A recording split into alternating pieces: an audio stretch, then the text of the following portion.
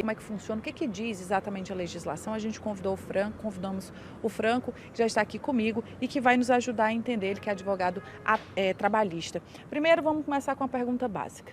O que é que a Justiça hoje entende e aceita como possibilidade de demissão por justa causa, quando o assunto são as redes sociais, por exemplo? Bom dia, Franco. Muito bom dia a todos que estão no estúdio, que nos assistem. Existem 4 situações que a gente observa claramente. Primeira situação, o trabalhador utiliza a rede social dele para degradar a imagem da empresa, propositadamente. Isso é uma situação em que pode ocorrer a justa causa. Segundo, é quando o trabalhador utiliza a rede social para expor algum segredo estratégico da empresa, algo que aquela empresa tenha protegida, como, por exemplo, um sigilo industrial, um segredo industrial. Também vai entrar ali no rol de justa causa.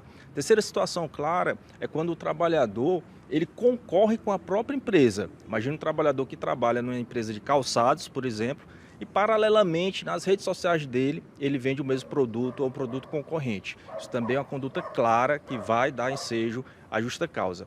E a quarta conduta, essa que pode ser mais objeto de discussão, é quando o trabalhador ele ofende uma outra pessoa, um terceiro, que não tem nada a ver com a empresa, mas dá para identificar ele como empregado daquela empresa. Então essa vai depender mais do caso a caso, mas pode se desdobrar sim numa justa causa. No caso de uma publicação que ofenda a empresa, isso também se estende, por exemplo, a um par, um colega, um gestor, que a pessoa vai ali publicamente na rede social e comete alguma ofensa? Com certeza. Essas condutas elas podem até qualificar uma espécie de assédio.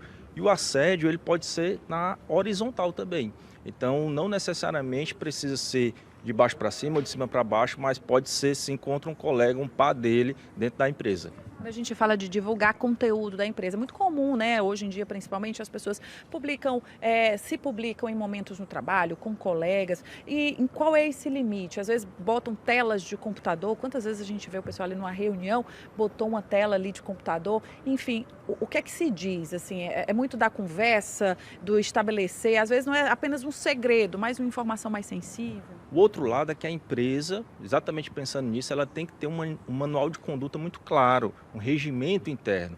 Então é bom que a empresa treine, informe o trabalhador o que é que pode e o que é que não pode ser divulgado. Porque muitas vezes ali realmente pode, numa postagem até bem intencionada, acabar divulgando algo que a empresa não gostaria.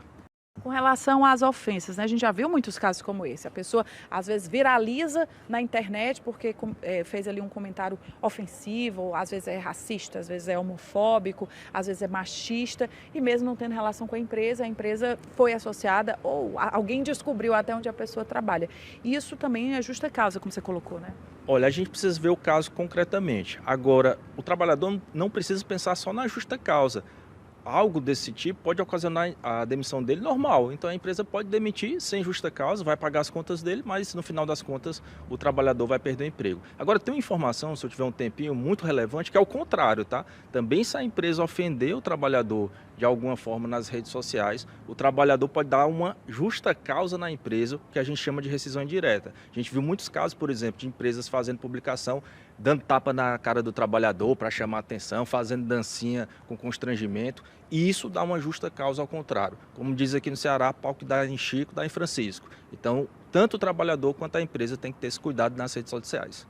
E aí, no momento em que a empresa desliga e diz que desligou por tal motivo, precisa também ter prova, né? Porque é tênue essa situação, né? A empresa vai até dentro da rede social daquela pessoa, a pessoa está gerando prova contra si, de certa forma, né? A justa causa é prova total da empresa. Então a justa causa é a pena máxima para o trabalhador. Na nossa linguagem a gente chama da pena capital.